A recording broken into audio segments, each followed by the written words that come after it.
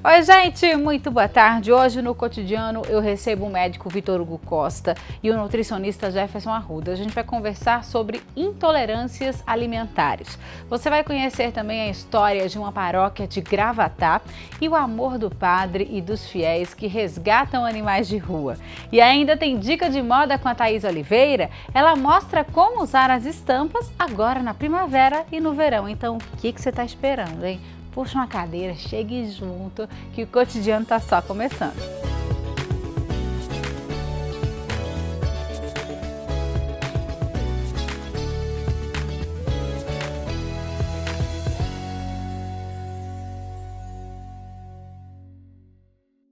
Oi, gente, hoje eu começo o Cotidiano mostrando a história do padre João Paulo, pároco da igreja de Santa Ana, em Gravatá. Ele e alguns fiéis da igreja adotaram alguns animais que viviam em más condições nas ruas. A nossa equipe viajou até Gravatá para conhecer um pouquinho dessa rotina da paróquia. Quem conta a história pra gente é o repórter Joel Almeida. Paróquia de Santa Ana, centro de Gravatá. É só observar um pouco para perceber o zelo e a dedicação do padre João Paulo pela igreja. Apaixonado pelo sacerdócio que segue há 25 anos, ele continua o ofício há mais de 6 anos no município. E nesses 6 anos de sacerdócio, o padre João Paulo ficou conhecido por outro trabalho, o resgate de animais de rua. Esse trabalho começou há 6 anos, mas como foi que o senhor despertou para esse trabalho, padre? A sensibilidade pela causa animal sempre teve dentro do meu coração. Mas quando eu cheguei em Gravatá, eu conheci algumas senhoras que vendiam biscoitos para juntar dinheiro e fazer castração de animais, atender animais que foram socorridos. Então, a partir daí, eu comecei a ajudar esse grupo. Desse grupo surgiu uma amizade grande e, a partir daí, o envolvimento na causa. Foi quando eu comecei a fazer coisas concretas em prol dos animais de rua, usando dos avisos na igreja, das campanhas, dos espaços que nós tínhamos. Então nós conseguimos assim dar uma visibilidade à causa animal. E aí eu vesti a camisa e comecei esse trabalho juntamente com esse grupo de pessoas que me ajuda nesse cuidado com os animais de rua. Padre, então esses animais resgatados, eles vão para o centro pastoral. A gente pode conhecer esse espaço agora? Sem dúvida nenhuma, você é nosso convidado a fazer parte e conhecer um dos animais que foram resgatados. Não só eu, mas todos os telespectadores que estão em casa. Vamos lá? É só o padre chegar que Sansão fica super alegre. A boa recepção é sinal de gratidão, uma retribuição pelo carinho que o padre tem feito por ele. Sansão é uma das tantas histórias de vitória desses animais de rua. Ele vivia pelos bancos da cidade de Gravatá e as pessoas às vezes alimentavam, outras não. Depois começou a emagrecer, ficou muito doente e aí nós recolhemos Sansão porque era um caso já bastante grave, bastante avançado de desnutrição, de várias doenças, carrapato, pulgas, doenças de pele. Então, a partir desse tratamento que nós fizemos aqui no centro pastoral, é que ele foi se recuperando.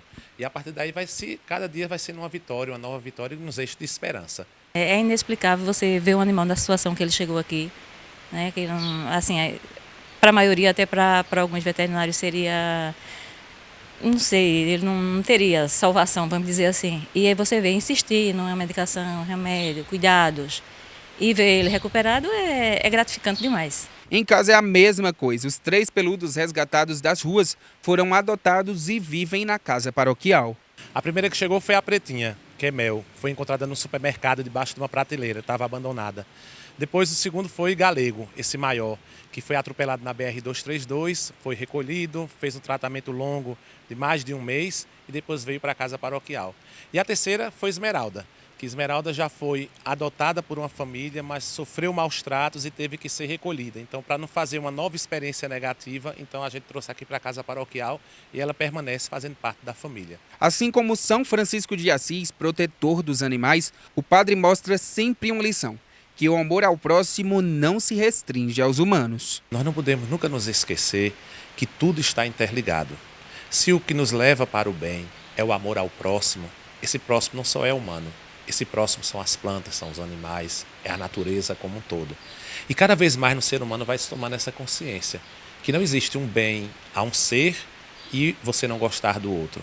Às vezes muitas pessoas criticam quem trabalha com os animais porque dizem que não se preocupam com os seres humanos, quando na verdade é uma grande preocupação com os seres humanos, quando a gente trata daqueles que estão doentes, aqueles que estão nas ruas, para que não transmitam mais doenças, para que possam ter uma vida saudável. Então não existe um amor ao próximo que não seja o próximo, que seja o mundo inteiro, que sejam pessoas, que seja a ecologia, que seja a natureza. Olha só, gente, a temporada de Primavera-Verão 2020 da Coach é um verdadeiro laboratório botânico. A estamparia ó, vem como carro-chefe da temporada e como as estações mais quentes do ano pedem, tecidos naturais como linho e algodão dão leveza para as produções. As estampas de flores fazem alusão à primavera e ao verão em toda a coleção. Confira as tendências dessa estação nas lojas da Coach, no Shopping Difusora e no Caruaru Shopping. Olha só, uma boa make deixa qualquer mulher com a autoestima elevadíssima, né? Mas é preciso ter cuidado após usar a maquiagem. A Emina tem dica valiosa para essa fase pós-make. Boa tarde, Marcela, tudo bem? Bom, hoje eu venho trazer aqui uma dica diferente, né, do que nós costumamos ver. Então, hoje eu vou ensinar todo o processo de higienização da pele, tá? Que é tão importante quanto usar a maquiagem. Para que você obtenha uma boa maquiagem, é preciso que você cuide muito bem da sua pele. Então, vamos lá ao passo a passo de como higienizar essa pele e retirar essa maquiagem belíssima. Nós começamos com um lencinho umedecido, tá? E um demaquilante ao auxílio aqui dessa parte dos olhos. É importante que seja com esse lencinho e o demaquilante, porque é uma área mais sensível. Então, se você já vier diretamente só com o lenço umedecido, o atrito dele vai machucar o seu olho. Então é importante que você venha com o demaquilante, tá? Em movimentos circulares você consegue tirar tudo. Agora, com o mesmo lencinho, pessoal, vocês conseguem observar que os olhos já foram totalmente higienizados, né? Agora a gente vai para o batom. Esse batom aqui é um tanto quanto difícil de ser retirado. Com outro lencinho umedecido, pessoal, eu vou aqui retirar agora o restante da maquiagem, tá? Tanto sobrancelha. É importante fazer esse passo antes da lavagem, porque facilita na hora. Você não vai precisar passar tantos minutos ali ensaboando o rosto para tirar a maquiagem. Aqui, após dessa parte da higienização com lenço umedecido, você só vai vir com o sabonete. Após essa parte da higienização com lenço umedecido e o demaquilante, ela agora vai lavar o rosto, certo? Com um sabonete propício para a pele dela, que é importante ressaltar isso, tá? Após a lavagem do rosto, agora a gente vai vir tirar qualquer resíduo que tenha sobrado, tá? Com algodãozinho e água micelar, que isso já vai dar aquela tonificada e trazer um pouco mais de proteína para a pele, tá? Após nós aqui aplicarmos a água micelar, que é importante para tirar qualquer resquício de maquiagem que tenha sobrado, nós vamos hidratar, tá? Principalmente nessa zona T, aqui a parte dos olhos também, que é onde tem normalmente mais atrito na hora de tirar a maquiagem. Essa foi aqui a minha dica para vocês, tá? A pele dela está totalmente limpa e hidratada. Então é importante ressaltar que você precisa ter essa higienização com a sua pele diariamente, tá? Para que você possa ter um bom resultado na sua maquiagem. Daqui você pode ir dormir ou você pode fazer outra maquiagem e ousar e abusar, contanto que você cuide muito bem da sua pele. Prazer imenso, tchau! A dica Bom Leite de hoje vai para você que gosta de se cuidar. Eu tô falando do Gucci Bom, gente, de açaí com banana, uma delícia, viu? 2 sabores deliciosos em um só Gucci Bom. E olha, nas redes sociais toda semana tem receitinha, tá? Você que é empresário, dono de mercado ou padaria, para vender mais no seu negócio, é só ligar 3735-1062 ou enviar e-mail para falecom@bomleite.com.br. Bom dia com Bom Leite. Bom, agora eu vou para um rápido intervalo. Na volta tem dica da Thaís Oliveira. Ela vai mostrar as estampas que estão em alta na primavera e no verão. E ainda você vai conhecer o Lar da Esperança, uma casa de apoio que ajuda mulheres com câncer de mama. Me espera que eu volto rapidinho.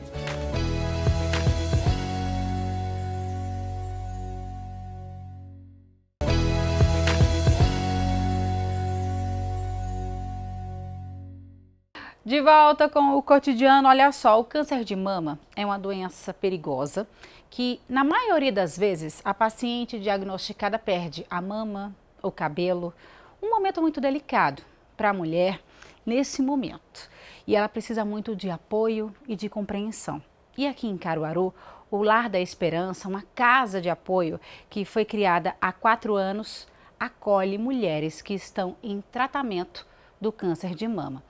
E claro que a nossa equipe foi lá conhecer o espaço. Vamos ver.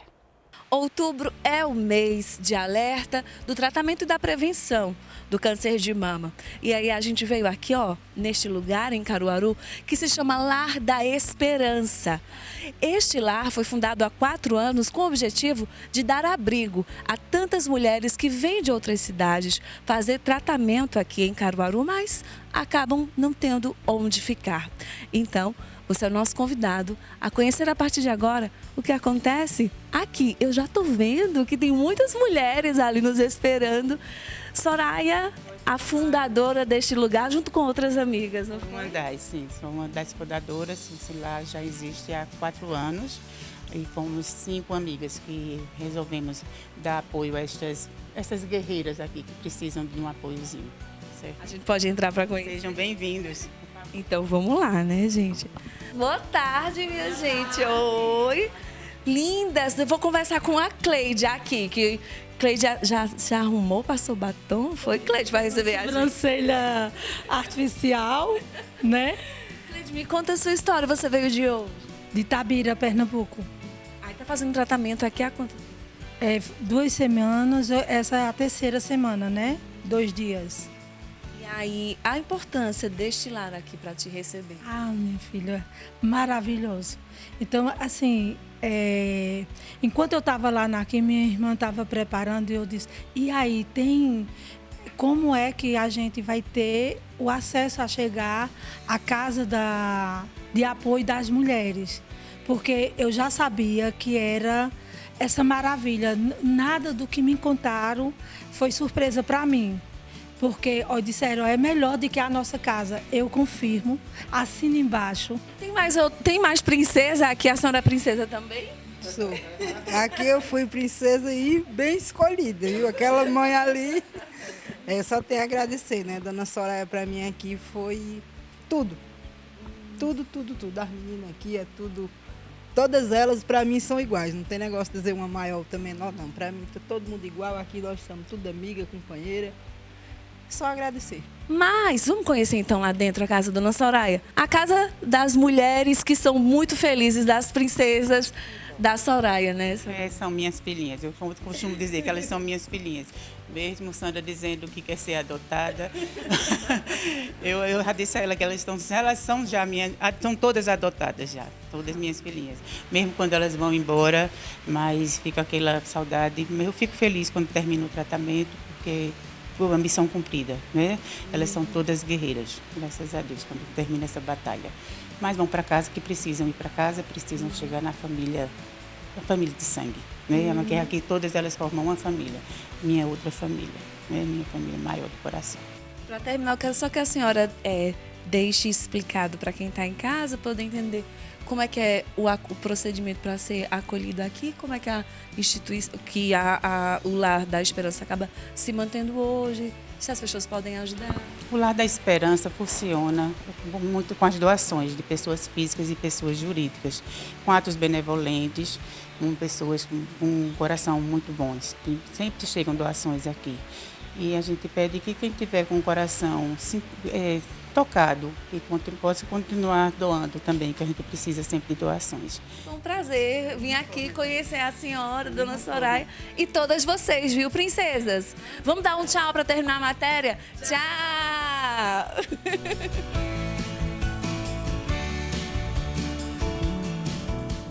Todas as vezes que eu assisto uma reportagem falando sobre o Lar da Esperança, eu me emociono e fico muito grata, enquanto mulher, a vocês, a Soraya e as amigas que tiveram essa iniciativa de criar esse lar. Um trabalho muito lindo, que depende de doação, e você que se sensibilizou, não só doação financeira, tá, gente? Mas doação do seu tempo, é tão importante para essas mulheres que estão passando por esse momento tão difícil e dependem de um sorriso, de um abraço e de um amparo. Soraya e companhia, um beijo para vocês. Parabéns pelo lindo trabalho, viu? Bom, agora eu vou falar sobre moda. Hoje a nossa ruivinha Thaís Oliveira, ela separou dicas de estampas que vão fazer sucesso tanto na primavera quanto no verão. Confere aí. Hoje é dia de contar para vocês que estampas estarão em alta nessa primavera-verão. Afinal, né, quando acaba o inverno, a gente já fica de olho nas tendências, porque já quer comprar tudo e montar looks arrasadores. Por isso, eu separei para vocês aqui hoje as estampas que vão ser o tem que ter dessas duas próximas estações. Vamos lá? Gente, vocês sabem que o xadrez, ele é atemporal.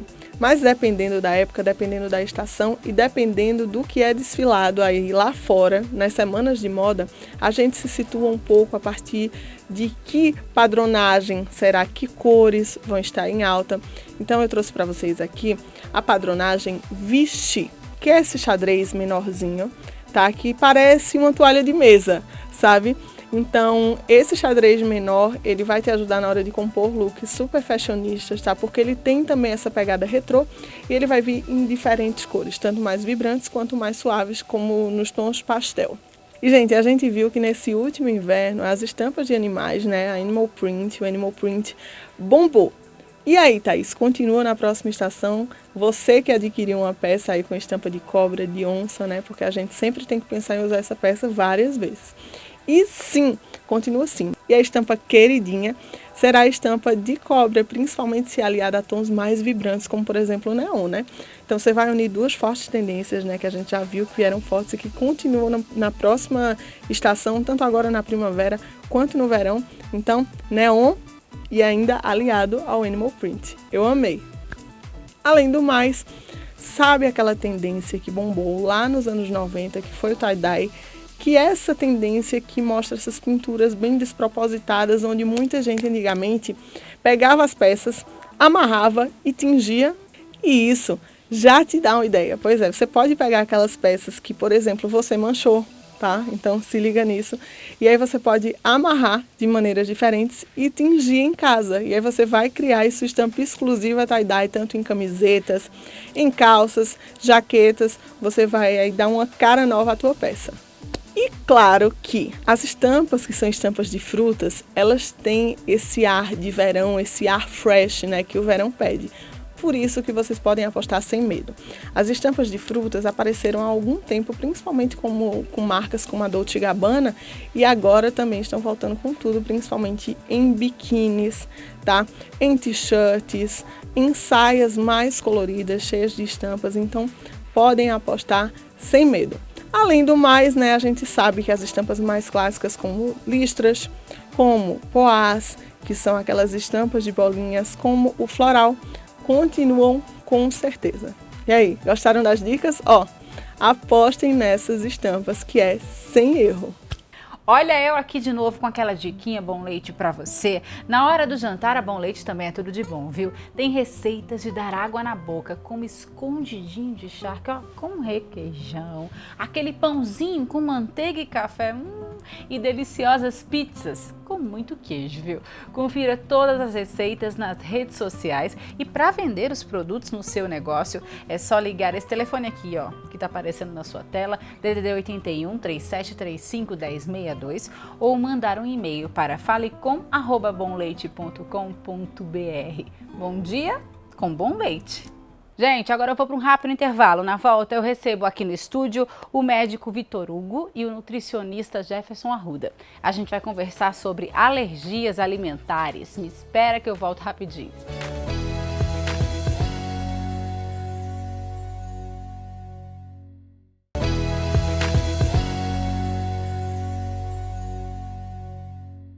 De volta com o cotidiano, olha só, gente, o número de pessoas com intolerâncias alimentares tem aumentado muito. Isso pode causar diversos incômodos, como dores abdominais, náuseas, diarreia. Mas por que será que isso está acontecendo, hein? Hoje eu estou recebendo aqui no estúdio o Dr. Vitor Hugo, ele que é médico especialista em medicina da longevidade, o nosso nutricionista Jefferson Arruda. A gente vai conversar um pouquinho sobre esse assunto. Muito boa tarde, sejam bem-vindos aqui ao Cotidiano.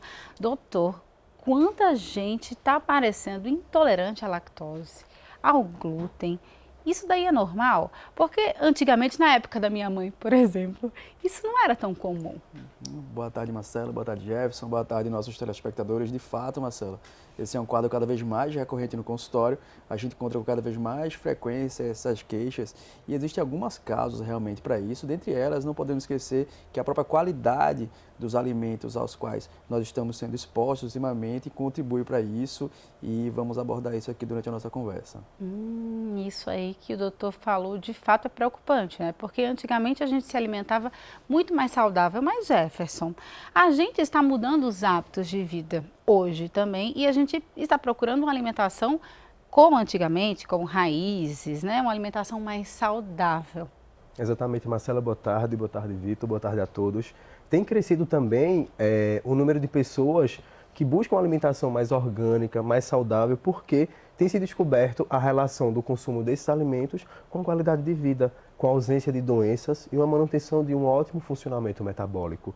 Então as pessoas elas têm buscado mais esse tipo de alimentação, porém boa parte da população ainda está muito refém do consumo de industrializados e sinais e sintomas como essas intolerâncias têm sido cada vez mais frequentes. E a gente vê esse tipo de intolerância em jovens, né, doutor? Que de fato é onde tudo começa. A alimentação é fast food, é não ter hora para comer também, né? Isso é verdade, Marcela. Muitos desses alimentos processados, ultraprocessados e esses carboidratos de baixa qualidade, os pães de baixa qualidade, biscoitos, bolachas de baixa qualidade, que as pessoas ingerem de maneira bastante recorrente ao longo do dia, eles podem trazer sintomas bastante recorrentes, sintomas intestinais, sintomas extraintestinais também, sintomas que acontecem em outros órgãos, outros sistemas, prejudicando bastante a qualidade de vida da pessoa. E o que causa essa intolerância? O que acontece com o nosso corpo? É o excesso do leite ou do glúten ou não tem nada a ver? A gente precisa distinguir bem alguns desses termos. Existe a intolerância celíaca. A doença celíaca é quando a pessoa tem um transtorno autoimune diante do qual há uma impossibilidade de metabolização da proteína glúten. E isso causa uma série de disfunções orgânicas, não só intestinais. Além desses sintomas que você mencionou no começo aqui do quadro, a pessoa tem sintomas também em outros órgãos. Tem lesões de pele, tem dermatites, tem também transtornos ovarianos, se for mulher, transtornos metabólicos de testículos, se for homem, causando problemas, inclusive, para a reprodução, transtornos também neurológicos, enfim, são quadros muito mais amplos, muito mais floridos. Isso é a intolerância celíaca. Existe a intolerância não celíaca ao glúten, onde a pessoa não tem tanta riqueza de sintomas, o quadro é mais intestinal mesmo, mas a pessoa percebe que quando deixa de consumir o glúten, ela vive melhor. Se ela tem uma dor de cabeça muito recorrente, por exemplo, excluindo o glúten, ela passa a ter com menos intensidade. Se ela tem qualquer outro sintoma, eventualmente zumbido, por exemplo, que é um quadro muito frequente, quando ela deixa de consumir, ela apresenta a melhora. Ela não precisa necessariamente viver sem glúten, mas ela percebe que quando tem uma dieta com menos glúten, ela tem uma qualidade de vida melhor. Essa distinção é muito importante que a gente faça. E existe a alergia também ao glúten. Sim. A alergia é quando a pessoa tem um quadro realmente imunitário mais intenso, mais exuberante, podendo inclusive pôr a vida em risco com edema de glote, por exemplo. Olha só, e a lactose é também do mesmo jeito? Com a lactose é algo semelhante, mas a recorrência inflamatória que a lactose pode causar é algo que a ciência está desvendando ainda mais, sabe? A gente não tem ainda dados tão precisos, os trabalhos não são tão conclusivos assim, a ponto da gente dizer para as pessoas que o leite, por exemplo, seja um alimento realmente tão inflamatório assim, sabe? A gente precisa ter mais cuidado com essas orientações. É verdade. Inclusive, as pessoas também chegam no seu consultório. Doutor, eu queria fazer uma dieta aí para secar. Então, a primeira coisa que a pessoa retira é o glúten, óbvio. Mas quando você deixa de fato de comer glúten, o corpo ele acaba rejeitando também, Jefferson? Como Marcela, é que funciona? Quando você deixa de comer qualquer tipo de alimento que ele precise de outra molécula para poder ser digerido ou absorvido, o seu corpo ele pode apresentar qualquer sinal de intolerância quando você vem a consumir novamente. Por exemplo, indivíduos eles buscam muitas vezes retirar a lactose ou o próprio glúten com o intuito de emagrecimento. Verdade. E é o que acontece. Quando essas pessoas entram em contato novamente com esses alimentos, elas passam por algum processo de reação, de intolerância mesmo, gases, elas podem ter algum sintoma de diarreia também, cólicas intestinais. Então é muito importante que a gente faça a orientação correta, né, para que as pessoas não retirem esse nutriente e sim a orientação devida, porque isso pode acabar influenciando em um problema futuro de saúde.